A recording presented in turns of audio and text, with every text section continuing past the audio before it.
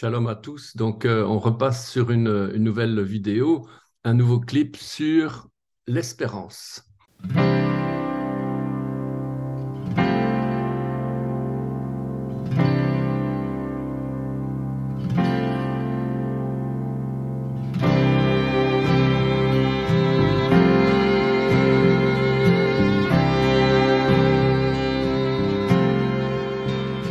L'espérance, donc, qu'est-ce que l'espérance? Est-ce que tout le monde peut espérer dans le monde? Est-ce que nous, en tant qu'enfants de Dieu, nous espérons? Quel est notre type d'espérance, notre croyance? Voilà, ce sont des choses que nous allons parcourir ensemble. En quoi l'être humain espère-t-il? Espère-t-il vivre aisément avec un bon compte en banque? Ou bien, comme un enfant d'Israël, espère-t-il retourner dans sa terre? Dans les maisons et leurs synagogues, les enfants d'Israël marquent la direction de Jérusalem et se tournent vers elle dans leurs prières. Dans leurs actions de grâce, ils demandent sa reconstruction, répétant inlassablement le célèbre verset des psaumes 137, versets 4 à 6. Comment chanterions-nous les cantiques de l'Éternel sur une terre étrangère? Si je t'oublie, Jérusalem, que ma droite m'oublie, que ma langue s'attache à mon palais. Si je ne me souviens de toi, si je ne fais de Jérusalem le principal sujet de ma joie. Alors, les enfants d'Israël marquent 3 jours de jeûne, 3 jours de prière annuelle pour porter le deuil de leur terre, et ils ne concluent pas les cérémonies, ils ne concluent pas la cérémonie de Pessah ou de Yom Kippour sans déclarer l'an prochain à Jérusalem. Et pendant des siècles, dès qu'ils en avaient les moyens, ils choisissaient de mourir à Jérusalem pour être enterrés sur le mont des Oliviers, au pied duquel devait se produire la résurrection des morts, et vers lequel devaient converger toutes les nations de la terre. Quelque part, donc, leur espérance se trouve dans la résurrection à partir de la ville du grand roi. La pensée hébraïque du jour, la pensée donc qui va nous parler de l'espérance. Alors, espérer aujourd'hui, est-ce que nous sommes dans les temps de la tribulation, de l'enlèvement, du retour du Mashiach? À l'heure où toutes les valeurs sont secouées, nos valeurs, qu'elles soient familiales, morales, spirituelles, toutes nos valeurs sont attaquées de front et nous avons besoin de revenir à notre Dieu de tout notre cœur. Quelles que soient les réponses à toutes nos questions, en lui seul, nous cherchons à garder 3 choses: l'amour, la foi et l'espérance. Mais laissons d'abord parler la Bible. Nous avons beaucoup de passages qui nous parlent de l'espérance et commençons par 1 Corinthiens 13, verset 13. Maintenant donc ces 3 choses restent: la foi, l'espérance, l'amour. Mais la plus grande des 3, c'est l'amour. Lorsque la Bible dit ces 3 choses restent, cela veut dire qu'il y a quelque chose qui va se passer où on va commencer à perdre les choses, on va perdre les valeurs se perdent. Finalement, qu'est-ce qui doit rester? C'est ces 3 choses, la foi, l'espérance et l'amour. Et ce clip ici, nous allons parcourir l'espérance. Donc l'espérance n'est pas la plus importante, puisque la Bible dit c'est l'amour la plus importante, la plus grande en tout cas, et l'espérance c'est la base de la foi chrétienne. Alors, cette première partie, nous lisons Jérémie 29, 11. En effet, moi je connais les projets que je forme pour vous, déclare l'Éternel, projets de paix et non de malheur, afin de vous donner un avenir et de l'espérance. Jérémie 29, 11. Romains 15, verset 13, que le Dieu de l'espérance vous remplisse de toute joie et de toute paix dans la foi pour que vous débordiez d'espérance par la puissance du Saint-Esprit. Matthieu 11, 28 nous dit « Venez à moi, vous tous qui êtes fatigués et courbés et chargés sous un fardeau, et je vous donnerai du repos. » Hébreux 11, verset 1, « Or la foi, c'est la ferme assurance des choses qu'on espère, la démonstration de celles qu'on ne voit pas. » 3 façons de croire. nous sont présentés, bien sûr, c'est la liberté. Dieu nous a donné la liberté de croire et voilà, il y a trois formes. C'est la crédulité, c'est l'incrédulité ou bien tout simplement la foi. Voilà, quelqu'un va dire, ben, je crois qu'il y aura des bouchons sur la route. Quelqu'un va dire, je crois que Dieu existe. Quelqu'un d'autre dira, je crois que Dieu n'existe pas. Quelqu'un d'autre dira, je ne crois en rien. Ou bien quelqu'un dira, je crois en Yeshua. Je crois qu'il est le Fils de Dieu. Je crois qu'il m'a pardonné tous mes péchés et que je suis sauvé. Voilà donc plusieurs formes de croyance ou de foi ou d'incrédulité. Je crois, mais en fait, donc, quelqu'un qui dit je crois qu'il y aura des bouchons sur la route, en fait, il croit, mais il ne fait que supposer. Ou bien quelqu'un qui dit je crois que Dieu existe, ben oui, les démons croient aussi et ils tremblent. Mais est-ce que, si je crois en Dieu, est-ce que je suis réconcilié avec Dieu? Ça, c'est une toute autre question. Celui qui dit je crois que Dieu n'existe pas, en fait, il n'a pas envie de croire en Dieu, même si il sait qu'il y a quelque chose, voilà, mais il veut sa liberté. Je ne crois en rien, mensonge. Dieu a mis dans le cœur de tout homme la pensée de l'éternité. D'ailleurs, Ecclésiaste 3, versets 10 à 12 à 11, j'ai vu à quelle occupation Dieu soumet les fils de l'homme. Il fait toutes choses bonnes en son temps. Même il a mis dans leur cœur la pensée de l'éternité. Bien que l'homme ne puisse pas saisir l'œuvre que Dieu fait, du commencement jusqu'à la fin, donc tout homme, qu'il soit crédule, incrédule ou qu'il ait la foi, a reçu dans son cœur la pensée qu'il y a quelque chose après la mort. Alors, croire, c'est bien sûr espérer. Je crois que je suis sauvé signifie je sais que je suis sauvé. Je crois en Dieu signifie j'espère dans l'accomplissement de ses promesses. Je crois en Dieu signifie donc je fais confiance en Dieu.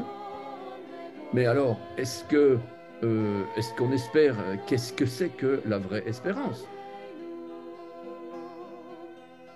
Puisqu'on parle de celui qui est menteur, eh bien, 1 Jean 2, 22 nous parle du menteur qui dit, ben voilà, non, Dieu n'existe pas, Jésus n'est pas le Fils de Dieu.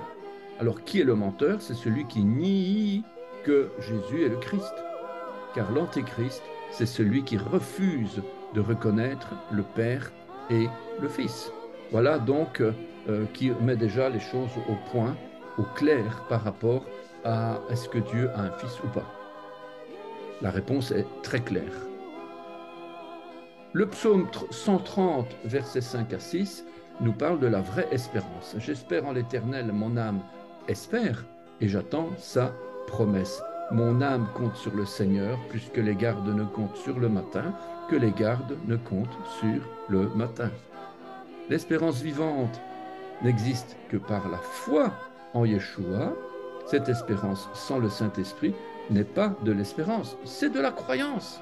C'est de la croyance. Sans le Saint-Esprit, il est impossible de croire. C'est le Saint-Esprit qui communique à notre esprit que Jésus est le Fils de Dieu. C'est une espérance qui vient de l'Esprit Saint. Sans le Saint-Esprit, ça n'est plus que de la crédulité ou de l'incrédulité, comme le fait de croire qu'il y a des bouchons dans 10 km. Hein. C'est ça la crédulité ou bien l'incrédulité. Non, non, il n'y aura pas de problème sur la route. Puis finalement, il y a un accident et voilà. Donc, ce ne sont que des affabulations. Psaume 130, verset 5. Kiviti Adonai. L'espérance, selon les écritures hébraïques, est plus qu'une vague croyance. L'hébreu nous révèle quelques points intéressants. Une croyance, c'est comme une crédulité. Ce n'est ni plus ni moins que de la superstition. Ce n'est ni plus ni moins que de la superstition. Les superstitieux s'attendent à des illusions selon leurs propres pensées.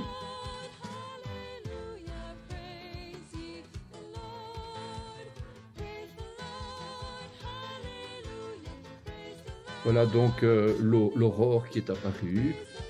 C'était la nuit et voilà l'ouvrier, il a fait sa nuit, il a travaillé la nuit et il sait que le jour va se lever.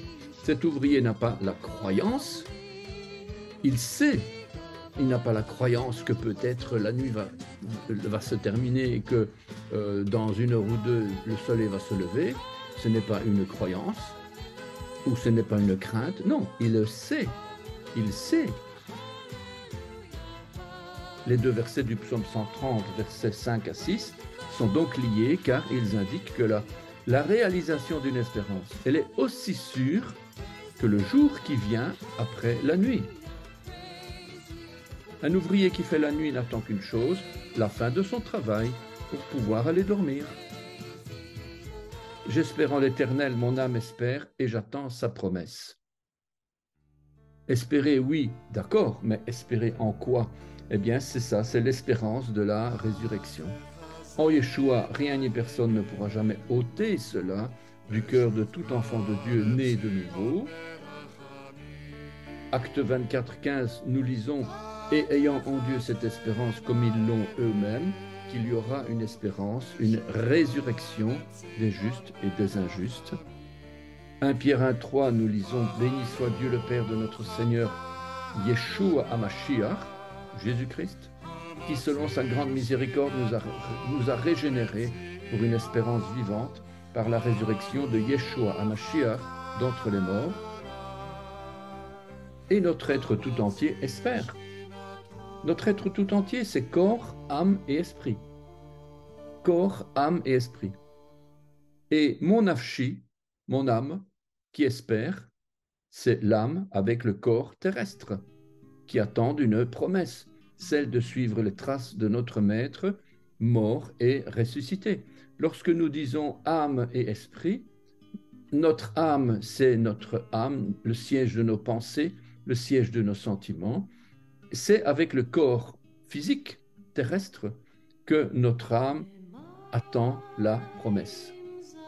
Et spirituellement, notre esprit, mon esprit, il sait déjà, il n'a pas besoin d'être convaincu puisque mon esprit a été renouvelé par le Saint-Esprit.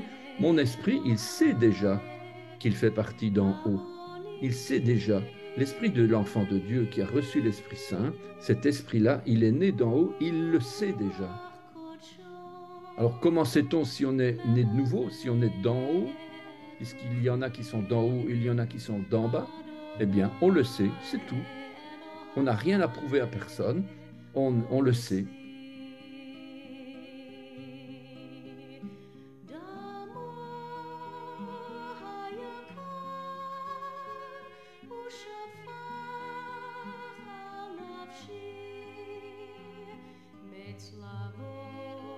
C'est une assurance ferme des choses qu'on espère, une démonstration de celles qu'on ne voit pas. C'est une espérance, une assurance.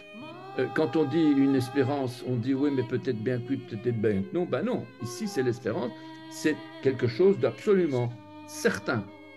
Une démonstration de celle qu'on ne voit pas, c'est une assurance. On est sûr et certain. Et parce qu'on a la foi, on sait que la chose espérée va arriver car elle a été promise par celui qui ne ment pas.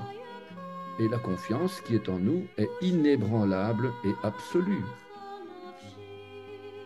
L'espérance de la résurrection. Alors, c'est l'espérance pour tout croyant. La résurrection, c'est l'espérance pour tout croyant, plus spécifiquement pour tous ceux dont la foi est la résurrection après 3 jours et 3 nuits de notre Seigneur Mashiach, Yeshua. En Yeshua, rien ni personne ne pourra jamais ôter cela du cœur de tout enfant de Dieu né de nouveau. Acte 24, 15. Et ayant en Dieu cette espérance comme ils l'ont eux-mêmes, qu'il y aura une résurrection des justes et des injustes. Lisons quelques passages qui nous parlent de l'espérance. 1 Pierre 1, 3. Béni soit Dieu, le Père de notre Seigneur Jésus-Christ, qui, selon sa grande miséricorde, nous a régénérés pour une espérance vivante par la résurrection de Jésus-Christ d'entre les morts. Donc, parmi mon être entier, corps, âme et esprit, c'est mon nafshi, mon âme qui espère. Mon esprit le sait déjà. Donc, c'est ce qu'on a vu, que l'esprit de l'enfant de Dieu qui a reçu l'Esprit Saint, cet esprit-là est né d'en haut. L'âme, par contre, est restée dans le corps terrestre. Le corps et l'âme attendent la promesse. Et cette promesse, c'est celle de suivre les traces de notre Maître, mort et ressuscité. 1 Corinthiens 15, de 12 à 16. Si on prêche que Christ est ressuscité des morts, comment quelques-uns, puisqu'il y en a qui refusent, qui sont incrédules, comment quelques-uns parmi vous disent-ils qu'il n'y a point de résurrection des morts? Parce que s'il n'y a point de résurrection des morts, Mashiach, Christ non plus, n'est pas ressuscité. Et si Mashiach n'est pas ressuscité, notre prédication est donc vaine et votre foi est vaine aussi. Et il se trouve même que nous sommes des faux témoins à l'égard de Dieu, puisque nous avons témoigné contre Elohim, Dieu, qu'il a ressuscité Mashiach, Christ, tandis qu'il ne l'aurait pas ressuscité. Si les morts ne ressuscitent point, car si les morts ne ressuscitent point, Christ non plus n'est pas ressuscité. Et si Christ n'est pas ressuscité, verset 17, votre foi est vaine, vous êtes encore dans vos péchés. Et par conséquent, aussi, ceux qui sont morts en Christ sont perdus. Et si c'est dans cette vie seulement que nous espérons en Christ, nous sommes les plus malheureux de tous les hommes. Mais maintenant, alléluia, Christ est ressuscité des morts. Il est les prémices de ceux qui sont morts. Les autres vont suivre, nous allons suivre. Car puisque la mort est venue par un homme, c'est aussi par un homme qu'est venue la résurrection des morts. Kiviti Adonai, Kiviti Yod-He Vav-He. Kiviti Adonai, Kivta Nafshi Velidvaro Ochalti. J'espère dans le Seigneur, mon âme espère. Et sur sa parole, je compte. Kiviti, donc j'espère, le verbe kava, la forme intensive du verbe kava, racine primaire, se rassembler, s'assembler, espérer, attendre. Et cette forme intensive, c'est le piel, donc c'est une forme intensive, donc forte. Forme qui veut dire s'attendre à, chercher ardemment, être dans l'attente, attendre, s'attarder et lier ensemble. Lier ensemble. Et kavé, le cordeau, cette racine se rassembler, s'assembler, espérer, va donner un mot qui s'appelle kavé. Kavé qui veut dire le cordeau, la ligne. Et on trouve un lien entre l'espérance, le cordeau, et cet animal, l'oiseau, le corbeau. Celui-ci est mentionné comme un symbole de l'espérance dans le livre de la Genèse. Vous savez que Noé envoie un corbeau pour chercher des signes de la fin des pluies diluviennes. Et ce corbeau va donc symboliser l'espérance d'un avenir meilleur. Alors, on sait qu'il y a aussi la colombe, bien sûr. Genèse 8, 6 à 8, au bout de 40 jours, Noé ouvrit la fenêtre qu'il avait faite à l'arche. Il lâcha le corbeau qui sortit, partant et revenant jusqu'à ce que les eaux eussent séché sur la terre. Il lâcha aussi la colombe pour voir si les eaux avaient diminué à la surface de la terre. Et on a aussi une tribu qui existe, une tribu en Israël, qui est à la base d'ailleurs de la Keïla. C'est le deuxième des trois fils de Lévi, qui est fondateur d'une famille de cette tribu, Kehat, la tribu de Kehat, qui vient d'une racine du sens de s'allier, se mettre ensemble, qui va donner d'ailleurs assembler. Velidvaro ochalti, et j'attends sa promesse. Mais cette promesse, c'est plutôt la parole, parce que Velidvaro ochalti, c'est et sa parole, j'attends. Ou je fais attendre, on va dire, puisque on parle d'un mode de conjugaison, on va en reparler. Mais Velidvaro, le et, c'est le V, la lettre Vav qui est au début, c'est une conjonction de coordination, donc la lettre et, pour lier la première partie, j'espère en l'Éternel, mon âme espère, avec la deuxième partie du verset, j'attends sa promesse. Velidvaro, Velidabar O, est dans le but de la parole à lui. La promesse, la parole, le dabar, un nom masculin, des mots, des événements, discours, paroles, langage, choses, émission. Cette parole vient de dabar, la parole, parler, répondre, promettre, prendre la parole, ordonner, faire entendre, rapporter les choses, les faire connaître. Ochalti, j'attends, le verbe attendre est conjugué ici au mode ifil à la première personne du singulier, yachal, une racine primaire, attendre, s'arrêter, espérer, avoir de l'espoir, regarder, être dans l'attente. Alors, faut-il attendre ou faut-il agir? Ce mode cache quelque chose ici, dans le sens où celui qui fait faire les choses, qui fait faire la chose et qui attend sa réalisation, celui qui est le sujet, mène en principe l'action. Ce qui veut cacher l'idée qu'on n'attend pas de Dieu quelque chose sans rien faire. Et si le verbe est au ifil, le mode de conjugaison ifil, puisque le ifil veut dire faire les choses, si le verbe est au ifil, il y a lieu de se poser la question, est-ce que c'est moi qui dois attendre et espérer sans rien faire, ou au contraire, dois-je agir efficacement pour le royaume de Dieu et sa justice? Compter sur, donc ce mode-là va nous montrer comme je fais attendre, mais ici au ifil, le verbe attendre serait s'attarder, compter sur, avoir l'espérance. Compter sur et espérer, c'est avoir l'espérance. Alors, vous savez que ce mode ifil fait partie de l'un des 7 modes de conjugaison. Il y a 7 modes de conjugaison en hébreu biblique. Eh bien, on a le mode kal qui veut dire rapide, léger, qui flotte. Hein, par exemple, manger, venir, régner, tuer, etc. Et par contre, le mode ifil, c'est plutôt le sujet ne fait pas l'action lui-même, il la fait faire par quelqu'un d'autre. Alors, finalement, on prie, on demande au Seigneur, on l'invoque, alors que la victoire dans l'exaucement, c'est que nous devons faire le premier pas, et toutes les victoires dans la Bible ont toujours été précédées par un acte de foi. Sans acte de foi de notre part, Dieu ne fera rien. Même malgré la toute-puissance de l'Éternel, les évangiles nous montrent l'impossibilité de Dieu de faire des miracles dans certains cas, et cela nous montre que si nous prions en attendant sans rien faire, nous sommes comme des incrédules. Matthieu 13, 58 nous montre d'ailleurs un cas d'incrédulité flagrant où il était dans un village, et Yeshua, il est écrit, et il ne fit pas beaucoup de miracles dans ce lieu à cause de leur incrédulité.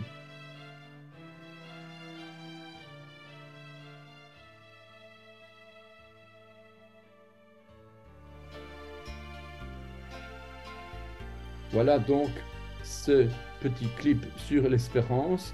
Il y a beaucoup de choses à dire sur l'espérance, évidemment. C'est comme la nuit, elle vient, elle part, il y a le jour qui vient. Mais voilà, l'espérance, c'est...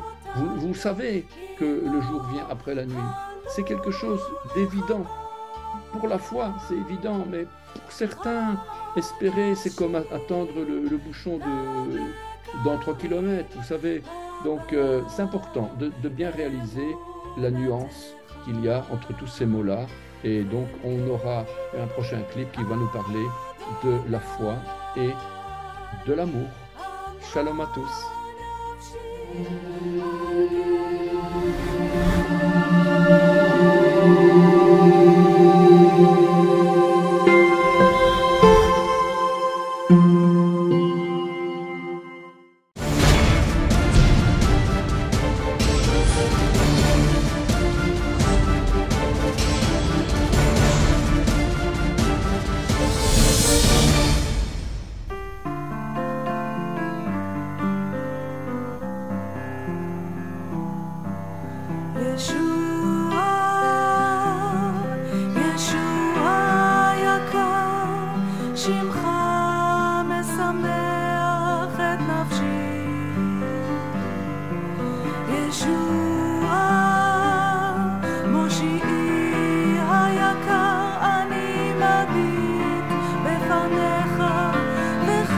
באהבתך, איך הדרך לפניך, ואשתך